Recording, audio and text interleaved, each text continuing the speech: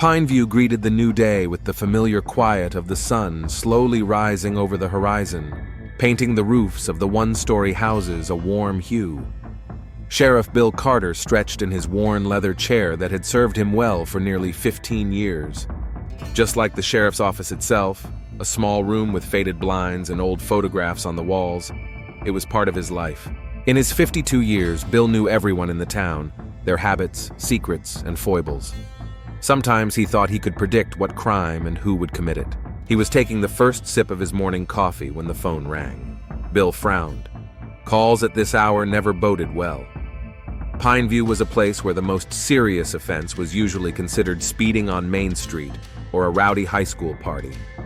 "Sheriff Bill," he answered, pressing the receiver to his ear with his shoulder and trying not to spill his coffee. "Bill, it's Jim."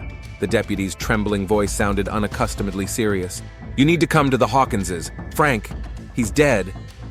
The sheriff felt something tighten in his chest. Frank Hawkins, owner of the only gas station in town, a short, stocky man with a perpetual grin and a trademark plaid shirt. The same Frank they played poker with at Doug Peterson's last Friday night. "What's the matter?" Bill asked, already knowing that little Pineview's peace would be disturbed. "It looks like a heart attack," Jim replied uncertainly. "Martha found him in bed this morning. She called both the doctor and us at once." 15 minutes later, the sheriff was parking his old sport utility vehicle in front of the Hawkins' small white house on the outskirts of Pineview. An ambulance was already parked in front of the house, and Dr. Pike, the only doctor in town who treated everyone from colds to fractures, was smoking on the porch. "I can't say anything for sure, Bill." The doctor shook his head, throwing away his cigarette. "At first glance, died in his sleep. No visible injuries, but I'd like to do a more thorough examination." The sheriff nodded and entered the house. He knew the place. He'd been here for a few of the barbecues the Hawkinses threw on holidays. The neat living room seemed unusually quiet now. There was an open book on the coffee table and an unfinished cup of tea beside it. It looked as if the master of the house had just stepped out for a moment and was about to return. Martha Hawkins sat in the kitchen with her arms wrapped around herself. Her dark hair was gathered into a careless bun, her crying eyes staring into one spot. The sheriff knew her as a quiet but strong woman. Everyone in town respected Martha, a nurse at the local clinic who never refused help, even if she was called in the middle of the night. Now she seemed small and fragile, as if something inside her had broken. "Martha," Bill called softly, taking a seat across from her. "I'm so sorry."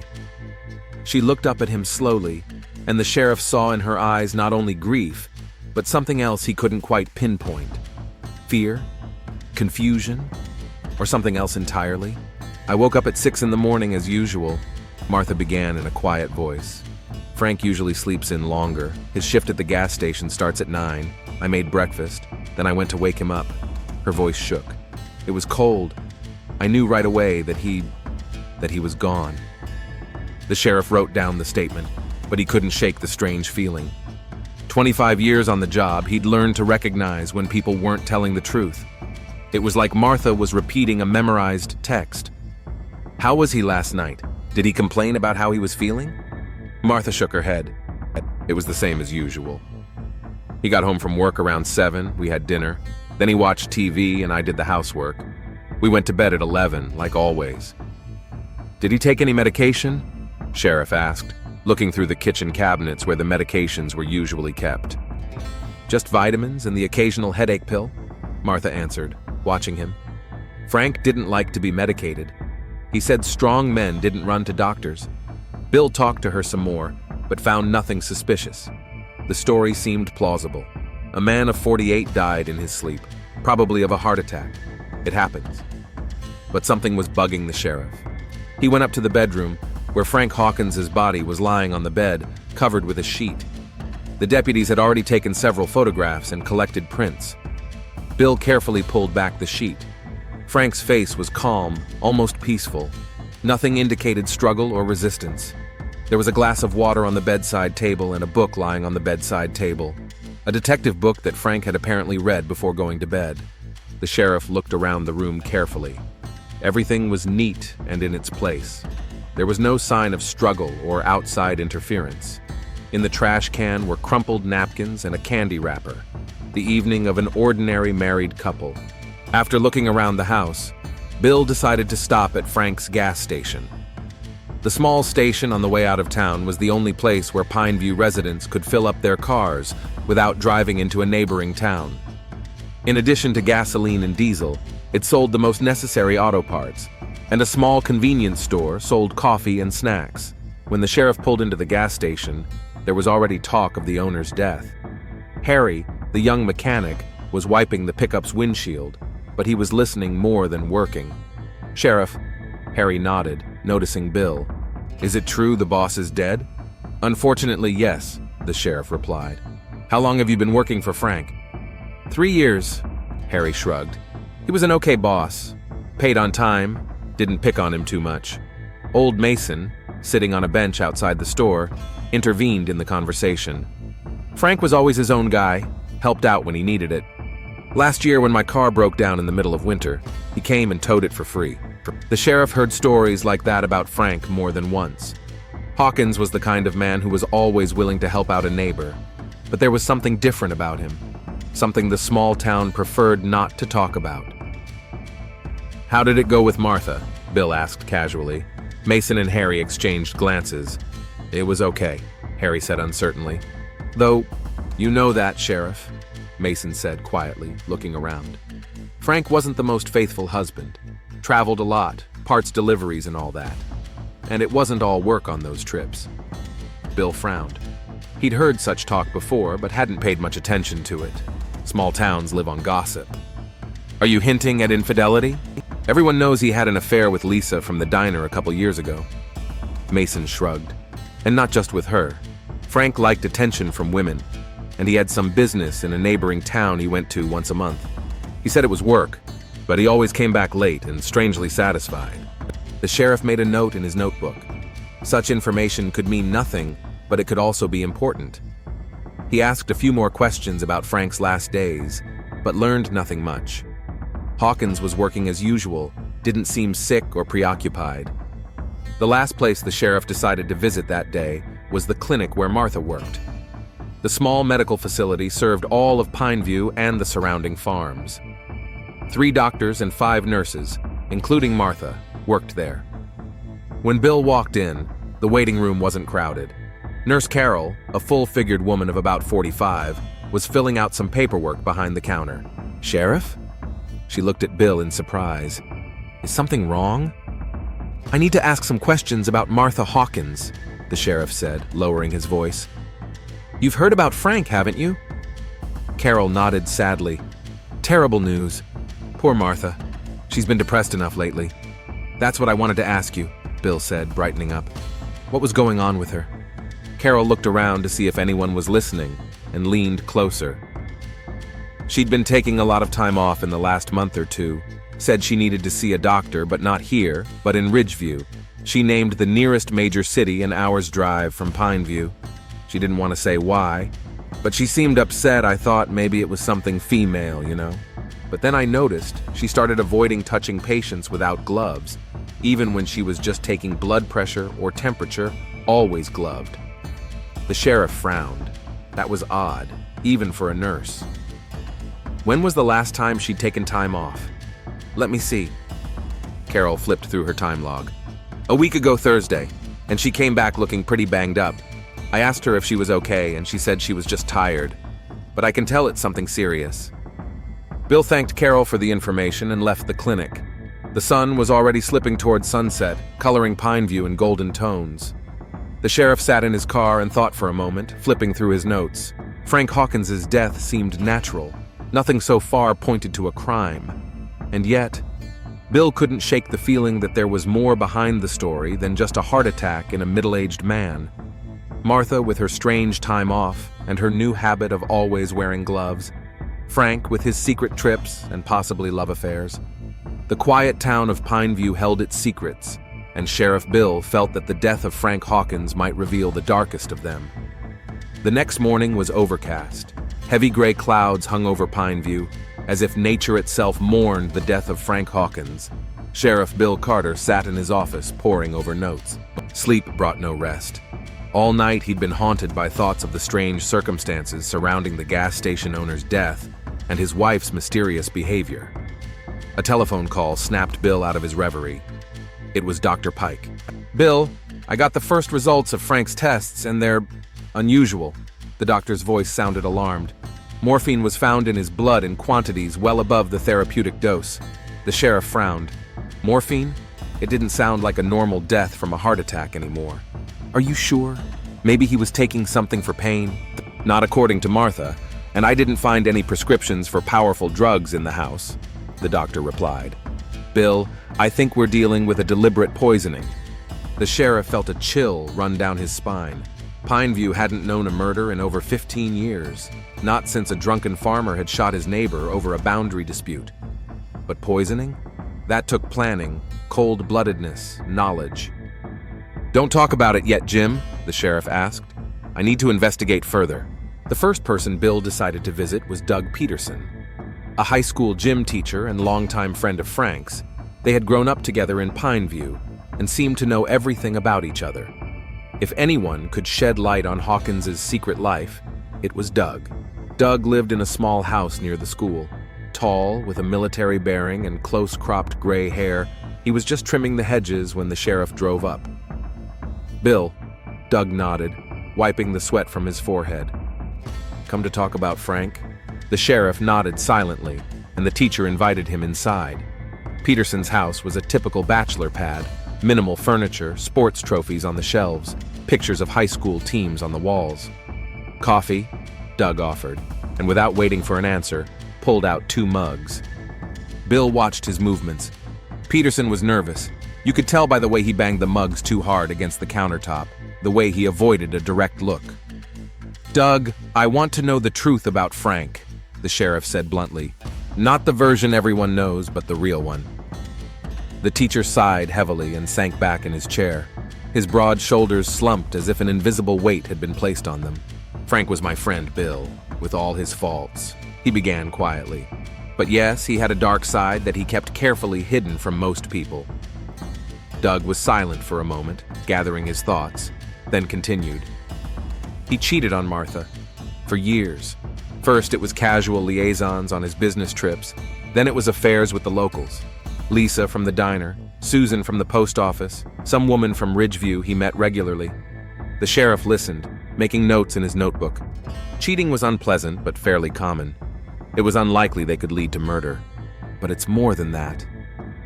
Doug rubbed his face with his hands as if trying to erase a difficult memory. Frank had been different lately, more withdrawn, sometimes aggressive.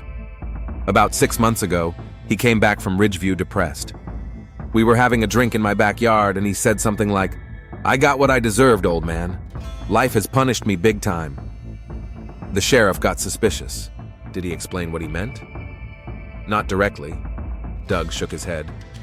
But after a few glasses of whiskey, he said he had health problems and that he had awarded himself with something that has no cure. I was thinking venereal disease, to be honest. He was always careless, but Frank brushed it off and said it was more serious than that, and that now he didn't know what to do about Martha. Was he afraid to tell her? No. Doug looked the sheriff straight in the eyes. He was afraid he'd already infected her, but he didn't exactly say what it was about. A chill ran down Bill's spine. The pieces of the puzzle were beginning to fit together. Martha with her time off for doctor's appointments, her new glove habit, Frank's depression after his visit to Ridgeview, an incurable disease that could be contracted by another person. Doug seemed to read his mind. "You're thinking what I'm thinking, aren't you?" he asked quietly. HIV. I didn't want to believe it, but all the signs pointed to it. Frank started taking some pills that he hid from everyone, started avoiding talking about his health, stopped serving others from his mug. The sheriff nodded slowly. That explained a lot of things. "But why didn't he tell Martha?" Bill asked. "Fear, guilt, shame, pick anyone?" Doug shrugged. "Frank had always avoided responsibility for as long as I'd known him. And here's something like this. Admitting to your wife that you've not only cheated on her, but that you may have given her a deadly disease? That takes courage, which he didn't have." After talking to Doug, the sheriff headed for Pineview's only diner, located on Main Street. "Lisa's," read the modest sign above the entrance. Inside, it smelled of fresh pastries and coffee. A few customers were having a leisurely breakfast, talking softly. The proprietress herself, a slender woman with short-cropped brown hair, was wiping down the counter. "Coffee, Sheriff?" Lisa smiled when she saw Bill enter. Her smile didn't touch her eyes. They remained wary, assessing. "And a piece of your apple pie." The sheriff nodded, taking a seat at the counter. He knew that in places like this it was best to start a conversation informally, gradually leading to the main topic. They exchanged a few sentences about the weather and local news before Bill carefully turned the conversation to Frank. "A terrible tragedy," Lisa sighed, lowering her eyes. No one expected him to leave so suddenly. "Were you close?" the sheriff asked, watching her reaction. Lisa froze for a moment, then began wiping the already clean surface of the counter with overzealous diligence. "Once upon a time," she finally answered. "But it was a long time ago, more than 2 years ago. A brief affair, no strings attached." The sheriff could see she wasn't telling the truth. "Lisa, this is important to the investigation. Frank died under suspicious circumstances." The woman flinched and looked fearfully at Bill. "Do you think his—" "I don't think anything until I get all the facts," the sheriff said firmly. "But I want the truth about Frank. The whole truth." Lisa glanced around, checking to see if anyone was listening, and lowered her voice. "We dated for about 8 months. Nothing serious, but I started to have feelings for him. I thought maybe he'd leave Martha, start over." She grinned wryly. "Foolish dreams. Then I found out I wasn't the only one. He had a woman in Ridgeview, someone else. When I made a scene, he just shrugged and said he never promised me fidelity." She fell silent, immersed in her memories. The sheriff waited patiently. "The last time we spoke was a week ago," Lisa finally continued. "He came in for coffee, looking exhausted. He said the strangest thing. It all comes back, Lisa. Everything has to pay for itself." I asked what was wrong, but he just shook his head and left. That was the last time I ever saw him. The sheriff wrote those words down. They echoed what Doug had said. Frank was clearly feeling guilty or afraid of something, or both. "There's something else, Sheriff." Lisa leaned closer, her voice low. "In the last month, I've seen Frank argue with Martha twice, not here on the street. She was yelling at him. He was trying to calm her down. I've never seen her like this before. Angry. That was new information. Martha Hawkins always seemed like a calm, poised woman. What could possibly make her angry enough to cause a public scandal?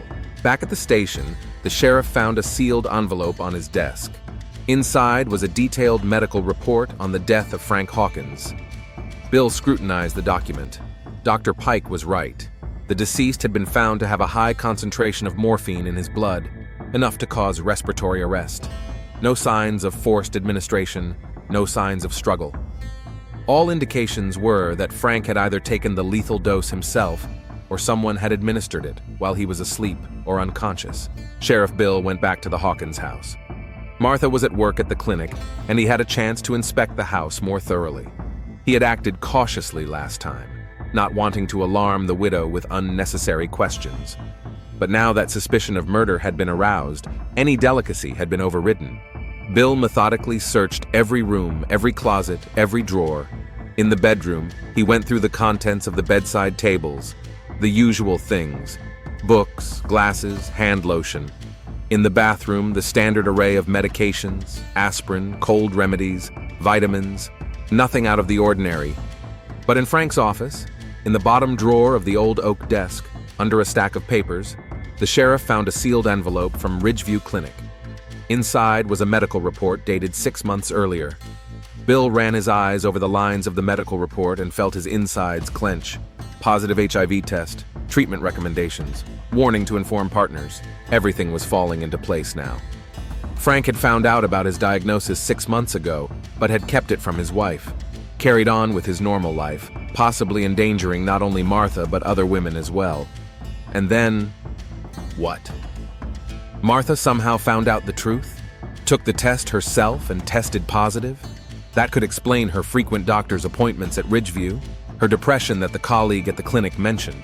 Among Frank's papers, the sheriff also found prescriptions for antiretrovirals and notes about doctor visits. Apparently, Hawkins was taking the treatment, but doing so in secret from everyone, including his wife. Bill folded the papers back into the envelope and thought for a moment. In a small town like Pineview, it's hard to keep something a secret for long. Sooner or later, people start talking. And if Martha found out about her husband's illness and the fact that he'd put her in mortal danger by deliberately hiding his diagnosis, was that a sufficient motive for murder?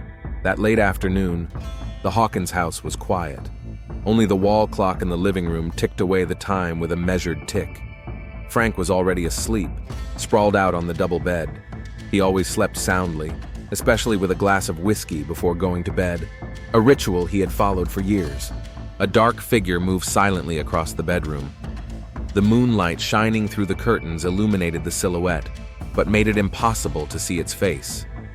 The figure walked to the bedside table where an empty whiskey shot glass stood, then headed for the bathroom. In the dim nightlight, her movements were as precise as a surgeon's. A sterile syringe was removed from the cabinet above the sink, then a small vial of clear liquid.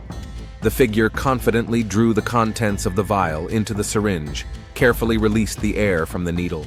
Back in the bedroom, the figure froze for a moment at the bedside, looking at the sleeping Frank.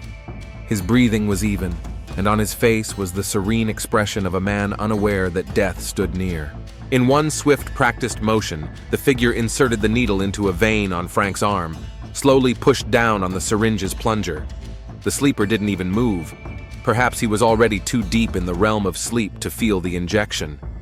Or perhaps the alcohol had dulled all his senses.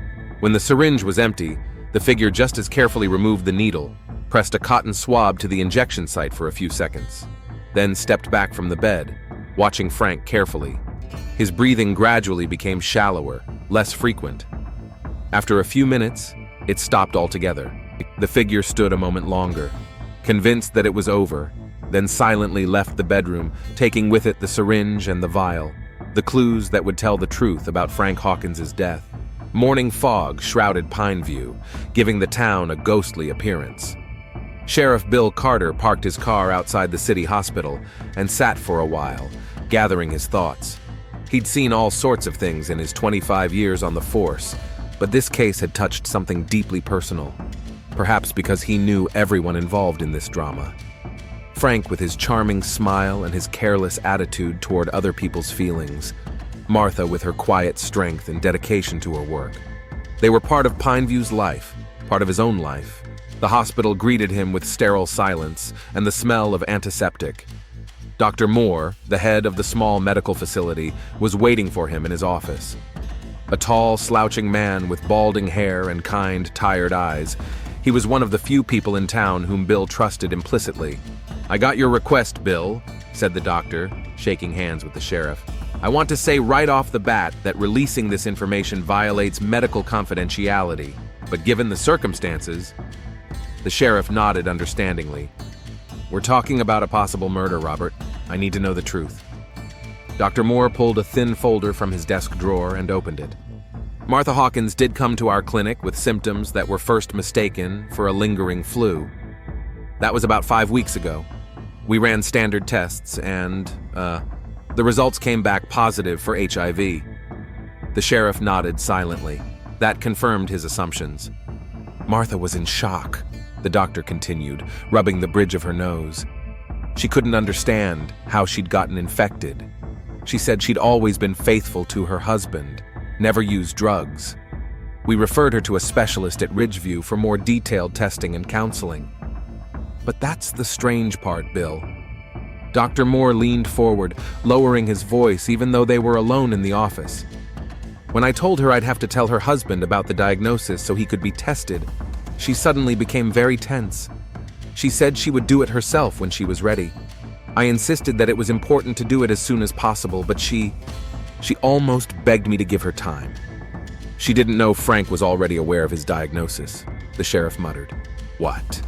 Dr. Moore looked at him in surprise. I found Frank's medical records. He knew he was HIV positive for at least 6 months and hid it from everyone, including his wife. The doctor turned pale. Jesus. He knowingly put her at risk? That's a crime, Bill. The sheriff nodded grimly. In some states, yes. knowingly infecting a partner with HIV without his knowledge. Dr. Moore leaned back in his chair, a look of disgust on his face. I've known Frank most of my life. I never thought he would do something like this. People are often not what they seem, Robert. The sheriff made a note in his notebook. When exactly did Martha get her test results? 28th of last month. She took time off from work to come in for counseling. She looked a wreck when she left.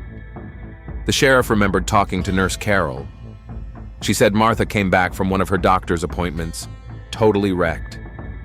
It had to have been then, the day she learned that her husband had not only cheated on her, but had sentenced her to a lifelong struggle with a serious illness. Thank you, Robert. The sheriff rose. That explains a lot. Bill, the doctor called out to him when he was already at the door. What's going to happen to Martha now? Sheriff Bill only shook his head.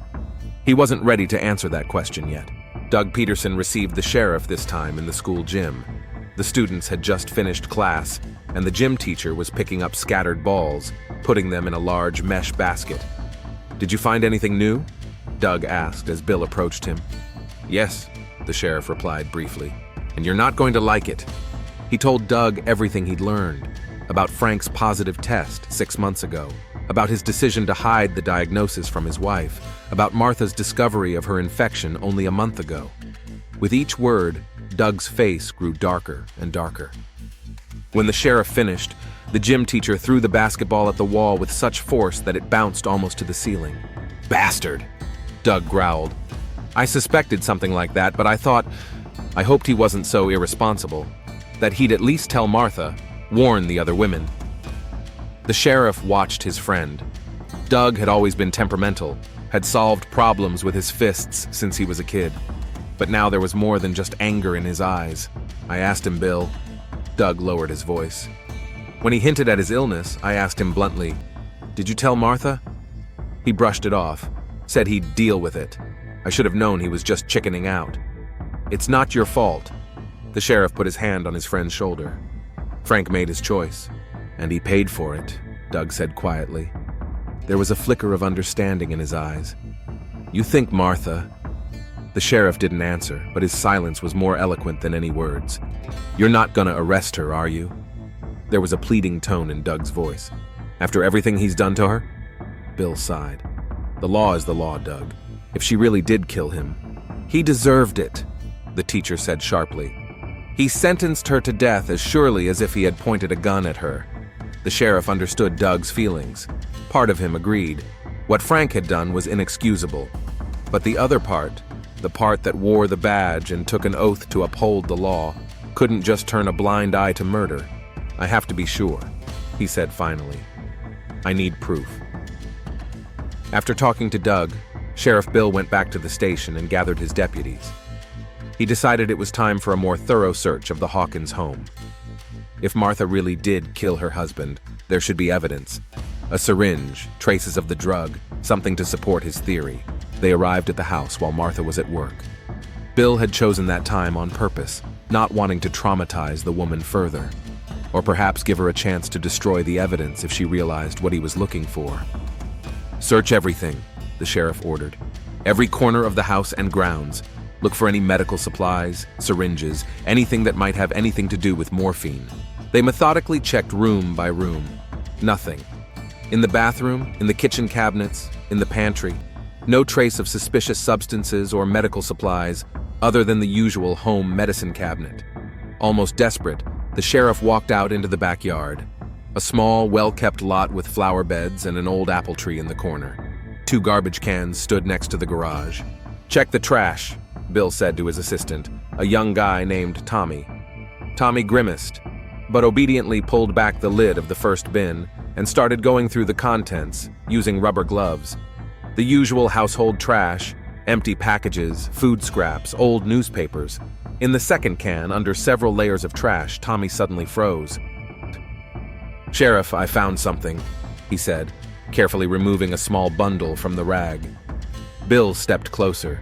Tommy unwrapped the cloth, and inside was a syringe, an ordinary medical syringe with a thin needle. There were traces of clear liquid on the plastic casing. Bingo, the sheriff said quietly.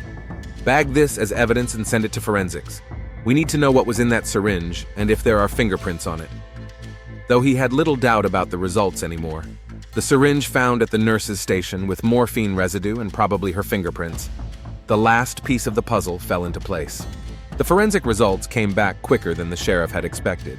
The syringe did indeed contain traces of morphine, the same batch stored at the Pineview clinic, and Martha Hawkins's fingerprints were found clearly on the plastic surface. Bill sat in his office for a long time, looking at the expert's report. He knew what he had to do. It was his duty. He couldn't ignore such clear evidence of murder, no matter how clear the motive. Gathering all the documents, Frank and Martha's medical reports, the results of the syringe analysis, witness statements, the sheriff headed for the clinic where Martha worked. It was late, most of the patients had left, and the hallways were quiet. He found her in the small staff lounge. Martha was sitting alone with a cup of cold tea, staring into the void. She didn't seem at all surprised to see the sheriff. "You know everything, don't you?" she asked quietly. Bill nodded silently and sat down across from her. They sat in silence for a few minutes, broken only by the ticking of the wall clock. "I loved him, you know," Martha said at last, not looking at the sheriff. "In spite of all his faults, all the cheating I knew about, I still loved him. 15 years of marriage, Bill. 15 years of my life." The sheriff listened without interrupting. He knew that sometimes people just needed to talk, especially before their world finally collapsed. "When the doctor told me the diagnosis, I couldn't believe it. HIV? Me? How was that possible?" Her voice shook. "I immediately thought of Frank, of his trips, of those women. But even then, part of me hoped he didn't know, that it was a terrible accident." Martha finally raised her eyes to the sheriff, and he saw immeasurable pain in them. "And then I found his medical records. He knew, Bill. He knew for 6 months, and he didn't tell me anything. He kept sleeping with me, knowing he could infect me, and apparently he did." The sheriff silently pulled a picture of a syringe out of a folder. "We found this in your trash can, Martha. It's got your fingerprints on it and traces of morphine." She didn't even look at the picture. "You know what the worst part is?" she continued, as if she hadn't heard what he said. "Not that I'll probably die sooner than I planned. Not that my last years will be filled with drugs and hospitals, but that the man I trusted the most in the world had deliberately done this to me. He knew he was sick and decided that his pleasure was more important than my life." Her voice sounded firmer now, a note of steel in it. "That night, I watched him sleep so peacefully, so serenely, as if he hadn't condemned me to a slow death, as if he hadn't betrayed everything that had been between us." She shook her head. "I couldn't just let him get away with it, you know? He had to pay for what he did." "Did you take the morphine from the clinic?" the sheriff asked quietly. Martha nodded. "It wasn't hard to do. I knew the right dose. I knew how to administer it so he wouldn't wake up. He always slept soundly after the whiskey." She looked at her hands as if seeing them for the first time. "You know, I thought I'd feel guilty, but I don't. Just emptiness." Sheriff Bill stood up slowly. He had a history of arresting people for fighting, stealing, even serious felonies. But never before had he arrested someone for murder, especially someone he'd known almost all his life. "Martha Hawkins," he began in a formal tone, "you are under arrest on suspicion of the murder of Frank Hawkins. You have the right to remain silent." She listened to him, staring calmly in front of her. When he finished reading out her rights, she simply stood up and held out her hands for the handcuffs. "You know, Bill," she said as he snapped the metal bracelets on her wrists, "there are worse things than death. Betraying the ones you love is one of them." The sheriff led her out of the clinic to a police car. Several nurses and patients watched in bewilderment. Tomorrow, all of Pineview would be buzzing with rumors and speculation. But today, in this moment, it was just him, Martha, and the weight of the badge on his chest. Closing the door of the police car, Sheriff Bill caught Martha's gaze. There was no fear or remorse in her eyes, just a strange, calm acceptance of fate. And for a moment, Bill wondered if he would have done the same in her place. 3 months later, the trial was held. All of Pineview held its breath, waiting for the verdict. Martha held her dignity, not contesting the charges. Her lawyer built a defense based on the extraordinary circumstances and her psychological state when she learned of her husband's betrayal. The jury deliberated at length, and many in the town secretly hoped they would show leniency. As a result, instead of a life sentence, Martha was sentenced to 8 years with the possibility of parole after 5 years. When the sentence was read, not a muscle in her face wavered. Sheriff Bill thought about the case often in the years that followed. Sometimes, driving past the Hawkins' vacant house, he would stop the car and just stare at the weedy yard and faded curtains. The place was a reminder of how devastating secrets and lies can be. Nurses at the clinic said Martha continues to be treated at the prison hospital. Her condition is stable, thanks to modern medication. But the mental wounds caused by her husband's betrayal are unlikely to ever fully heal. Doug Peterson unexpectedly began to visit Martha regularly in prison. Every Sunday he traveled the 120 miles to the penitentiary, bringing her books and news from Pineview.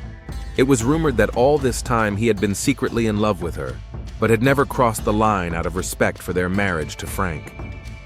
Now that there were no barriers left, he waited silently, supporting her the only way he could, with his presence and unwavering loyalty. And Lisa's Diner became the place where the Hawkins story became a local legend. Over the years, the details faded, the facts became fictionalized, but the essence remained the same. It was a story of love and betrayal, of duty and retribution. Sometimes, on particularly quiet evenings, when the diner was empty, Lisa would pull out an old photograph of Pineview at the town's annual festival. There, among the smiling faces, stood Frank and Martha Hawkins, happy then, not yet knowing what fate awaited them. And every time she looked at that picture, Lisa thought the same thing. What if he had just told her the truth?